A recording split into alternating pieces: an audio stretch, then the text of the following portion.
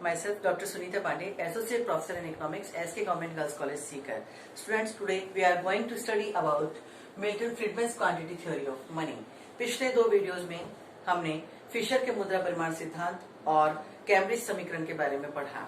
प्रतिष्ठित अर्थशास्त्रियों द्वारा प्रस्तुत प्रारंभिक मुद्रा परिमाण सिद्धांत जो कि फिशर ने प्रतिपादित किया था, उसमें फिशर ने मौद्रिक नीति के महत्व का प्रतिपादन किया, मुद्रा को अत्यधिक महत्व दिया और कहा कि money is demanded only for transaction purpose. लेकिन जब 1930 में तीसा की महान मंदी आई और उस मंदी ने पूरी दुनिया को आक्रांत कर लिया, तो उस समय मौद्रिक नीति के पास उस मंदी से निकलने का कोई उपाय नहीं था और तब प्रोफेसर कीन्स ने 1936 में the general theory of employment, interest and money नामक पुस्तक का प्रकाशन किया और उस पुस्तक के माध्यम से ये सिद्ध करने का प्रयास किया कि मौद्रिक नीति महत्वहीन है और राजकोषीय नीति जो है वो अत्यधिक महत्वपूर्ण है। अर्थात अर्थव्यवस्था में सरकार की भूमिका के महत्व की चर्चा करते हुए राजकोषीय नीति को महत्व प्रदान किया, जो कि लगभग 20 वर्षों तक लगातार चलता रहा। इसके पश्चात 1956 में शिकागो संप्रदाय के प्रोफेसर मिल्टन फ्रीडमैन ने अपने एक लेख the quantity theory of money restatement के माध्यम से परिमाण सिद्धांत का प्रतिपादन किया, या कहें कि प्रतिष्ठित मुद्रा परिमाण सिद्धांत को इन्होंने पुनः प्रतिस्थापित करने का प्रयास किया। इस सिद्धांत के माध्यम से मिल्टन फ्रीडमैन ने ये बताया कि व्यक्ति जो है वह मुद्रा को एक विलासिता की वस्तु या कहें कि एक परिसंपत्ति के समान मान करके उसे अपने पास में संचित करके रखता है और व्यक्ति के द्वारा जो मुद्रा का संचय किया जाता है ये ठीक उसी प्रकार से होता है जिस प्रकार से उपभोग के क्षेत्र में एक उपभोक्ता ये लक्ष्य लेकर के चलता है कि हाउ टू मैक्सिमाइज यूटिलिटी, उपयोगिता को अधिकतम किस प्रकार से किया जाए। इसके लिए व्यक्ति अपने सीमित साधनों यानी अपने सीमित आय के द्वारा विभिन्न वस्तुओं और सेवाओं का उपभोग इस प्रकार से करता है कि उसको प्राप्त होने वाली उपयोगिता अधिकतम हो जाए। इसी तरह से अर्थव्यवस्था में एक व्यक्ति मुद्रा का संचय इस प्रकार से करता है कि उस मुद्रा के द्वारा उसे मिलने वाली उपयोगिता अधिकतम हो जाए। इसके लिए उसके द्वारा जो मुद्रा मांगी जाती है, ये मुद्रा की जो मांग है, इसे निर्धारित करने वाले कुछ प्रमुख चर बताए गए हैं, जिनमें सबसे पहले आ जाती है कीमतें। अर्थात एक अर्थव्यवस्था में जो सामान्य कीमत स्तर पाया जाता है, वह सामान्य कीमत स्तर अर्थव्यवस्था में एक व्यक्ति के द्वारा मांगी जाने वाली मुद्रा की मांग को प्रभावित करता है। जब अर्थव्यवस्था में कीमत स्तर में वृद्धि हो जाती है तो लोगों के द्वारा मुद्रा की मांग को भी बढ़ा दिया जाता है और जब कीमत स्तर घट जाता है तो मुद्रा की मांग में भी कमी हो जाती है। एक बार पुनः मिल्टन फ्रीडमैन ने कीमत स्तर और मुद्रा की मांग में उसी प्रकार से संबंध को स्थापित करने का प्रयास किया जिस प्रकार से प्रोफेसर फिशर ने इस अपने सिद्धांत में इसे बतलाया था, यानी कि there are direct, positive and proportionate relationship between price and demand for money. अर्थात मुद्रा की मांग जो है वह कीमत से धनात्मक रूप से संबंधित है।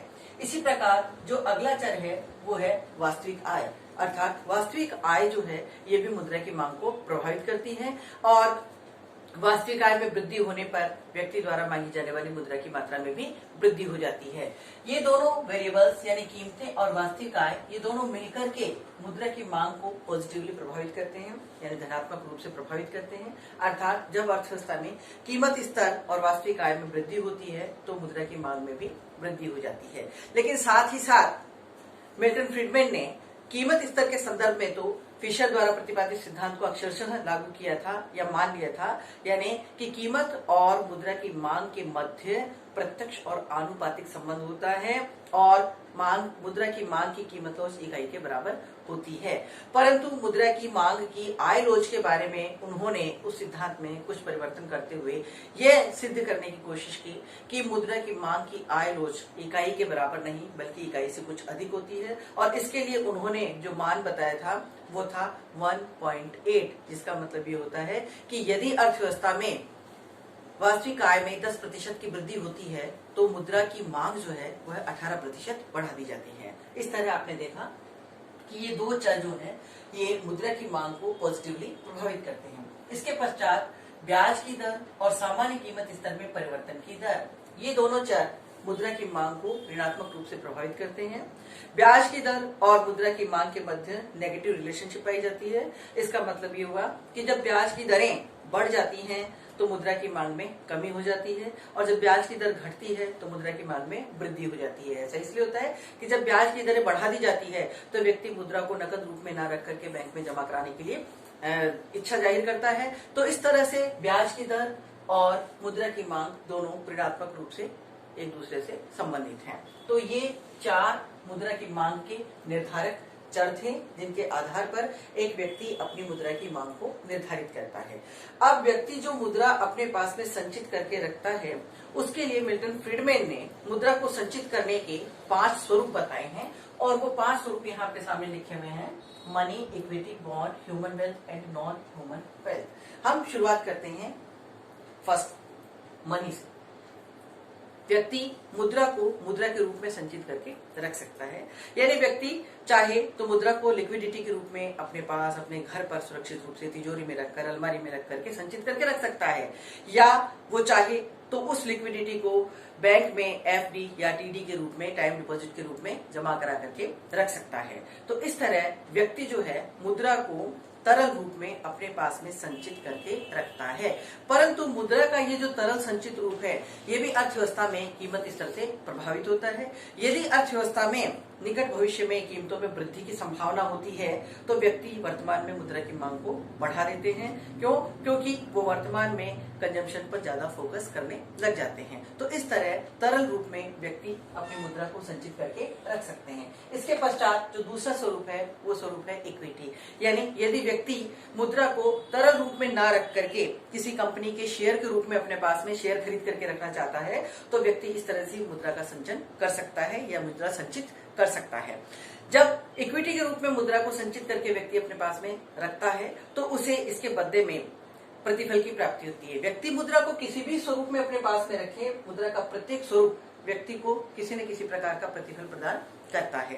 तो इसी तरह इक्विटी के रूप में जब व्यक्ति अपने पास में मुद्रा संचित करके रखता है तो इक्विटी के बदले में उसे जो प्रतिफल मिलता है वो प्रतिफल डिविडेंड के रूप में उसे प्राप्त होता है। जब कंपनी को लाभ प्राप्त होता है तो कंपनी अपने शेयर होल्डर्स को लाभांश के रूप में इनकम प्रदान करती है, प्रतिफल देती है। इसी तरह अगला जो स्वरूप है वो है बॉन्ड, यानी व्यक्ति मुद्रा को अगर लिक्विडिटी और इक्विटी के रूप में ना रखना चाहे तो उसे बॉन्ड के रूप में रख सकता है। बॉन्ड और इक्विटी दोनों टाइम बाउंड होते हैं। बॉन्ड के बदले में एक संपत्ति धारक को या कहें कि मुद्रा संचित करने वाले व्यक्ति को ब्याज के रूप में प्रतिफल की प्राप्ति होती है, और एक पर्टिकुलर टाइम पीरियड के लिए ये बॉन्ड जारी किया जाता है।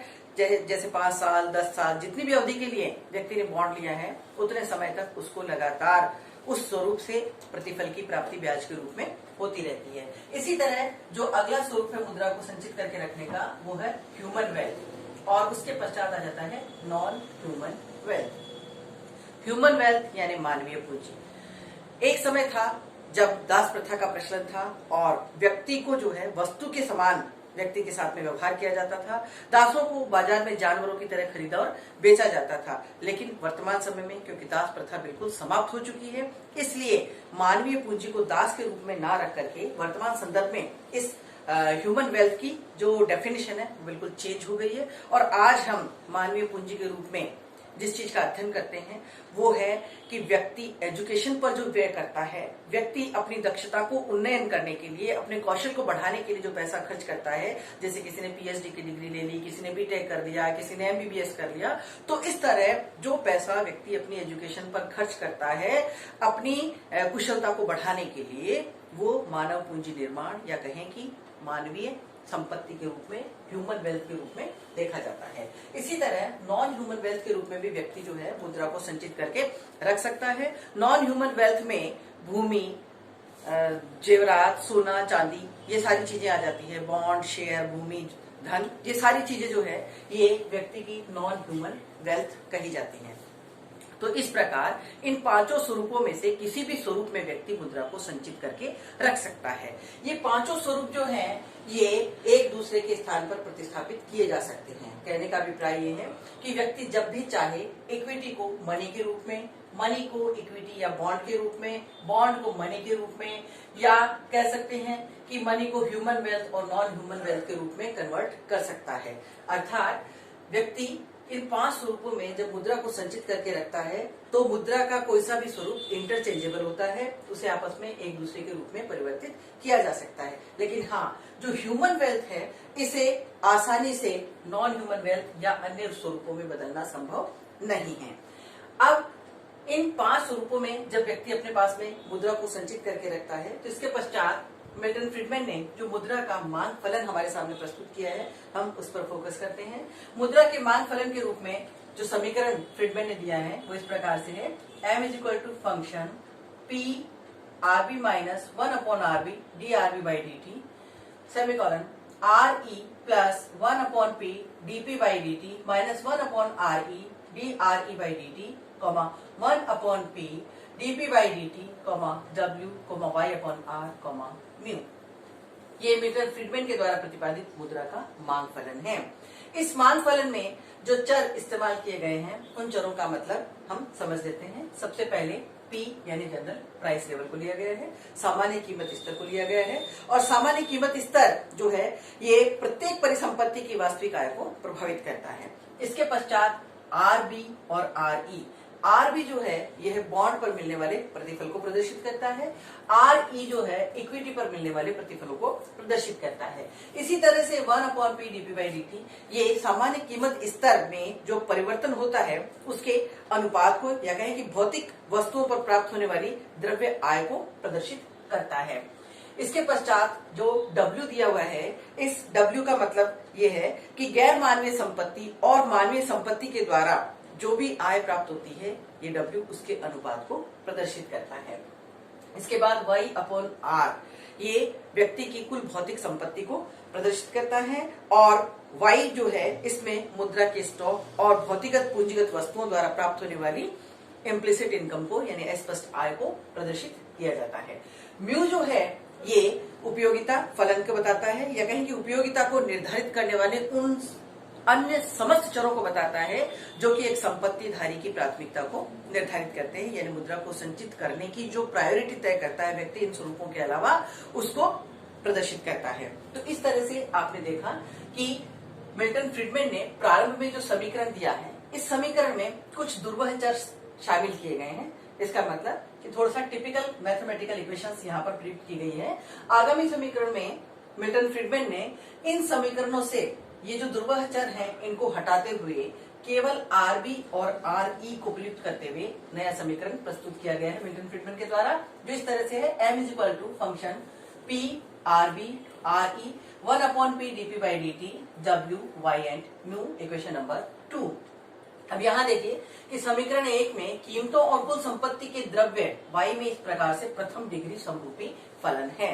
प्रथम डिग्री समरूपी फलन का मतलब ये होता है कि जैसे कीमत और द्रव्य आय इन दोनों को लिया है कि कीमत और जो मुद्रा की मांगी जाने वाली मात्रा है इन दोनों के मध्य जो लोच है वो इकाई के बराबर होती है, इनके मध्य आनुपातिक संबंध पाया जाता है।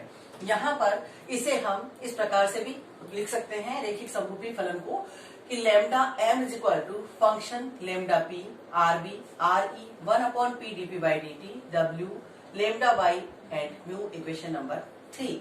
यदि हम इस समीकरण में लैम्डा के स्थान पर 1/p प्रयुक्त करें तो समीकरण परिवर्तित होकर के m/p is equal to function RB RE 1/p dp/dt w y/p and mu के रूप में, इक्वेशन नंबर 4 के रूप में हमें प्राप्त होता है। इसी तरह यदि हम lambda is equal to 1/p के स्थान पर 1/y प्रयुक्त करते हैं तो समीकरण परिवर्तित होकर के m/y is equal to function p/y RB RE 1/p dp/dt w and mu के रूप में, इक्वेशन नंबर 5 के रूप में हमारे सामने प्रस्तुत होता है। फाइनली हम ये कह सकते हैं कि इसी 5वीं समीकरण को यदि हम परिवर्तित करके लिखें तो इसे इस प्रकार से भी लिखा जा सकता है कि m is equal to function p/y RB RE 1/p dp/dt w y mu bracket पर इंटू y।